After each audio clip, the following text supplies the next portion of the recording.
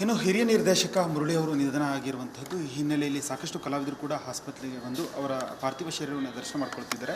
ಈಗ ನಮ್ಮ ಜೊತೆಗೆ ಕೋಟೆ ಪ್ರಭಾಕರ್ ಅವರಿದ್ದಾರೆ ಕಲಾವಿದರು. ಸರ್, ಮುರಳಿ ಅವರು ನಿಧನ ಆಗಿರುವಂಥದ್ದು ತುಂಬ ನೋವಾಗ್ತಾ ಇದೆ.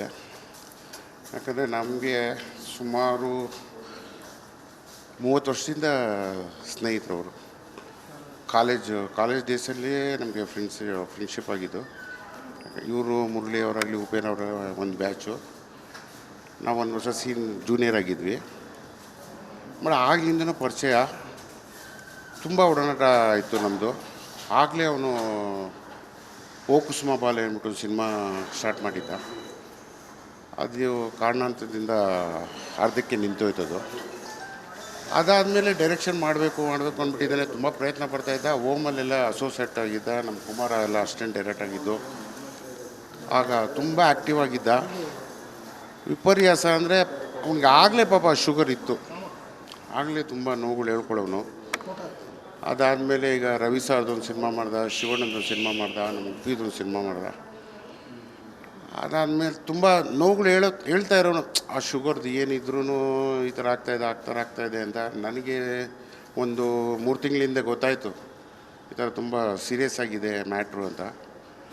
ಆಮೇಲೆ 2 ತಿಂಗಳಿಂದ ಫೋನ್ ಮಾಡಿದಾಗ ಮಾತಾಡಿದ್ವಿ, ಎಲ್ಲ ಚೆನ್ನಾಗಿದ್ವಿ. ಆಮೇಲೆ ಈ ಥರ ಡಯಾಲಿಸಿಸ್ ಏನೋ ಮಾಡಬೇಕು, ಡಯಾಲಿಸಿಸ್ ಮಾಡಿಸ್ಕೊತಾ ಇದ್ದ. ಕಿಡ್ನಿ ಏನು ಚೇಂಜ್ ಮಾಡಬೇಕು ಅಂತ ಹೇಳ್ತಾಯಿದ್ರು. ಆಗ ಒಂದು ಸರಿ ಅಡ್ಮಿಟ್ ಆದಾಗ ಆಗಬೇಕಾಯ್ತು, ಕಿಡ್ನಿದು ಆಗಬೇಕಾಯ್ತು. ಟ್ರಾನ್ಸ್ಪ್ಲಾಂಟ್ ಮಾಡೋಕ್ಕೆ ಹೋಗಿದ್ರಾಗ ಅದನ್ನು ತಿರ್ಗಾ ವಾಪಸ್ ಕಳಿಸ್ಬಿಟ್ಟು ಈಗ ತಿರ್ಗಾ ಮೊನ್ನೆ 2 ಮಂತ್ಸ್ ಬ್ಯಾಕು ಬಂದು ಅಡ್ಮಿಟ್ ಆಗಿದ್ದ. ಅದು ಈಗೇನೋ ನೆನ್ನೆ ಎಲ್ಲ ಚೆನ್ನಾಗೇ ಮಾತಾಡ್ಕೊಂಡು ಇದ್ದಂತೆ.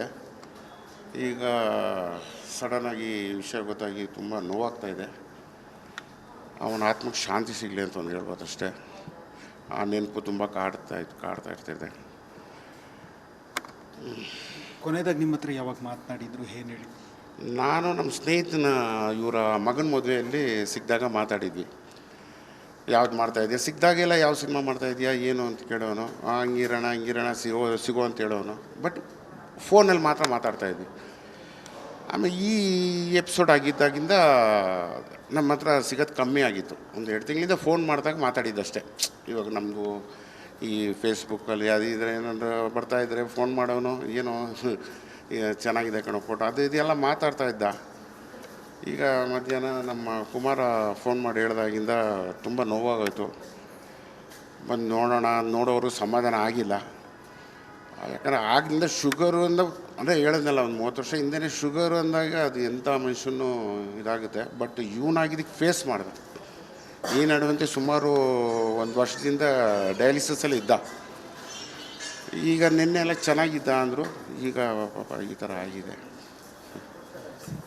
ಇದಿಷ್ಟು ನಟ ಕೋಟೆ ಪ್ರಭಾಕರ್ ಅವರ ಮಾತಾಗಿರುವಂಥದ್ದು. ಒಂದೊಳ್ಳೆ ಸ್ನೇಹಿತರಾಗಿದ್ದರು, ಚಿತ್ರರಂಗದಲ್ಲೂ ಕೂಡ ಸಾಕಷ್ಟು ಸೇವೆ ಸಲ್ಲಿಸಿದರು. ಅವರ ನಿಧನ ತುಂಬ ದುಃಖ ಆಗ್ತಿದೆ ಎನ್ನುವಂಥ ಮಾತನ್ನು ಹಾಡಿರುವಂಥದ್ದು. ಕ್ಯಾಮ್ರಾ ಪರ್ಸನ್ ದೀಪಕ್ ಜೊತೆ ಪ್ರವೀಣ್ ಕುಮಾರ್ ಸರಗನಳ್ಳಿ, ರಿಪಬ್ಲಿಕ್ ಕನ್ನಡ. ಇನ್ನು ಹಿರಿಯ ನಿರ್ದೇಶಕ ಮುರಳಿ ಅವರು ನಿಧನ ಆಗಿರುವಂಥದ್ದು ಈ ಹಿನ್ನೆಲೆಯಲ್ಲಿ ಸಾಕಷ್ಟು ಕಲಾವಿದರು ಕೂಡ ಆಸ್ಪತ್ರೆಗೆ ಬಂದು ಅವರ ಪಾರ್ಥಿವ ಶರೀರವನ್ನು ದರ್ಶನ ಮಾಡ್ಕೊಳ್ತಿದ್ದಾರೆ. ಈಗ ನಮ್ಮ ಜೊತೆಗೆ ಕೋಟೆ ಪ್ರಭಾಕರ್ ಅವರಿದ್ದಾರೆ ಕಲಾವಿದರು. ಸರ್, ಮುರಳಿ ಅವರು ನಿಧನ ಆಗಿರುವಂಥದ್ದು ತುಂಬ ನೋವಾಗ್ತಾ ಇದೆ. ಯಾಕಂದರೆ ನಮಗೆ ಸುಮಾರು 30 ವರ್ಷದಿಂದ ಸ್ನೇಹಿತರು ಅವರು.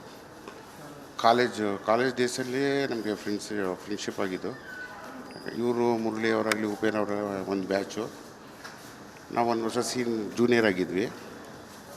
ಬಟ್ ಆಗ್ಲಿಂದನೂ ಪರಿಚಯ, ತುಂಬ ಒಡನಾಟ ಇತ್ತು ನಮ್ಮದು. ಆಗಲೇ ಅವನು ಓ ಕುಸುಮ ಬಾಲೆ ಅಂದ್ಬಿಟ್ಟು ಸಿನಿಮಾ ಸ್ಟಾರ್ಟ್ ಮಾಡಿದ್ದ. ಅದು ಕಾರಣಾಂತರದಿಂದ ಅರ್ಧಕ್ಕೆ ನಿಂತೋಯ್ತದು.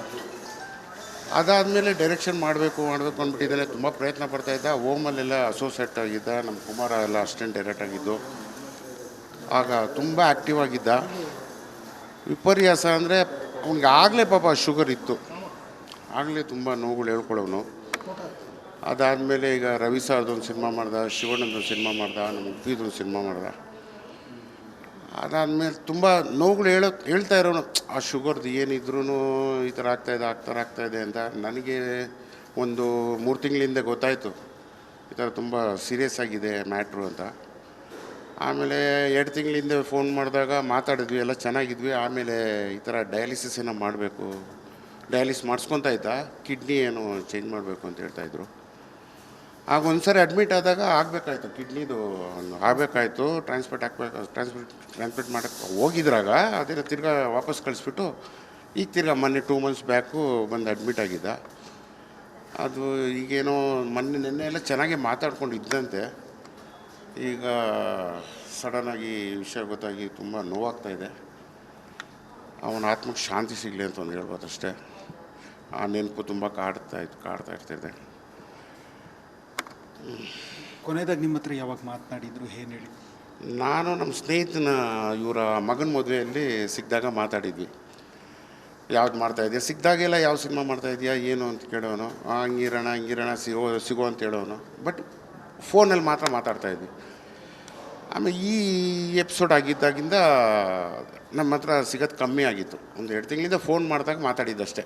ಇವಾಗ ನಮ್ಮದು ಈ ಫೇಸ್ಬುಕ್ಕಲ್ಲಿ ಅದು ಇದ್ರೆ ಏನಾದ್ರು ಬರ್ತಾಯಿದ್ರೆ ಫೋನ್ ಮಾಡೋನು, ಏನೋ ಚೆನ್ನಾಗಿದೆ ಕಣೋ ಫೋಟೋ ಅದು ಇದೆಲ್ಲ ಮಾತಾಡ್ತಾ ಇದ್ದ. ಈಗ ಮಧ್ಯಾಹ್ನ ನಮ್ಮ ಕುಮಾರ ಫೋನ್ ಮಾಡಿ ಹೇಳಿದಾಗಿಂದ ತುಂಬ ನೋವಾಗೋಯ್ತು.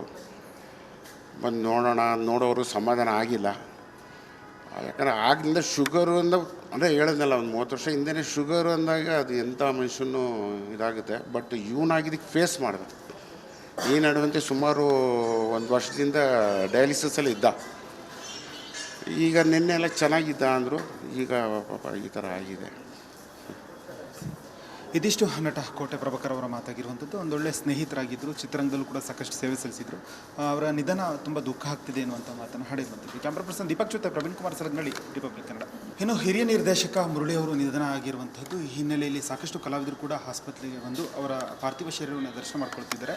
ಈಗ ನಮ್ಮ ಜೊತೆಗೆ ಕೋಟೆ ಪ್ರಭಾಕರ್ ಅವರಿದ್ದಾರೆ, ಕಲಾವಿದರು. ಸರ್, ಮುರಳಿ ಅವರು ನಿಧನ ಆಗಿರುವಂಥದ್ದು ತುಂಬ ನೋವಾಗ್ತಾ ಇದೆ. ಯಾಕಂದರೆ ನಮಗೆ ಸುಮಾರು 30 ವರ್ಷದಿಂದ ಸ್ನೇಹಿತರವರು. ಕಾಲೇಜ್ ಡೇಸಲ್ಲಿ ನಮಗೆ ಫ್ರೆಂಡ್ಶಿಪ್ ಆಗಿದ್ದು. ಇವರು ಮುರಳಿ ಅವರಾಗಲಿ ಉಪೇನ್ ಅವರ ಒಂದು ಬ್ಯಾಚು.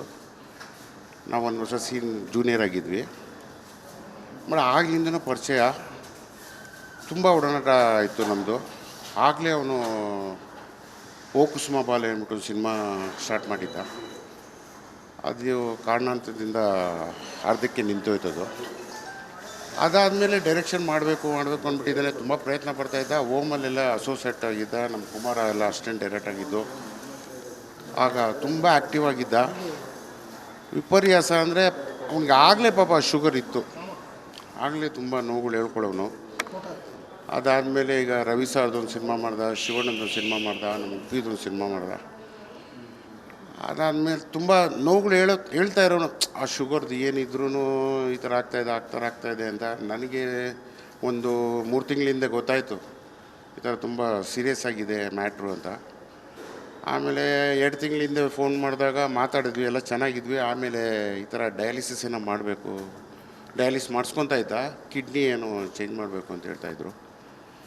ಆಗ ಒಂದ್ಸರಿ ಅಡ್ಮಿಟ್ ಆದಾಗ ಆಗಬೇಕಾಯ್ತು, ಕಿಡ್ನಿದು ಆಗಬೇಕಾಯ್ತು, ಟ್ರಾನ್ಸ್ಪ್ಲಾಂಟ್ ಮಾಡೋಕ್ಕೆ ಹೋಗಿದ್ರಾಗ ಅದೇ ತಿರ್ಗಾ ವಾಪಸ್ ಕಳಿಸ್ಬಿಟ್ಟು ಈಗ ತಿರ್ಗಾ ಮೊನ್ನೆ 2 months ಬ್ಯಾಕು ಬಂದು ಅಡ್ಮಿಟ್ ಆಗಿದ್ದ. ಅದು ಈಗೇನೋ ನೆನ್ನೆ ಎಲ್ಲ ಚೆನ್ನಾಗಿ ಮಾತಾಡ್ಕೊಂಡಿದ್ದಂತೆ. ಈಗ ಸಡನ್ನಾಗಿ ವಿಷಯ ಗೊತ್ತಾಗಿ ತುಂಬ ನೋವಾಗ್ತಾಯಿದೆ. ಅವನ ಆತ್ಮಕ್ಕೆ ಶಾಂತಿ ಸಿಗಲಿ ಅಂತ ಒಂದು ಹೇಳ್ಬೋದು ಅಷ್ಟೇ. ಆ ನೆನಪು ತುಂಬ ಕಾಡ್ತಾ ಇರ್ತಿದೆ.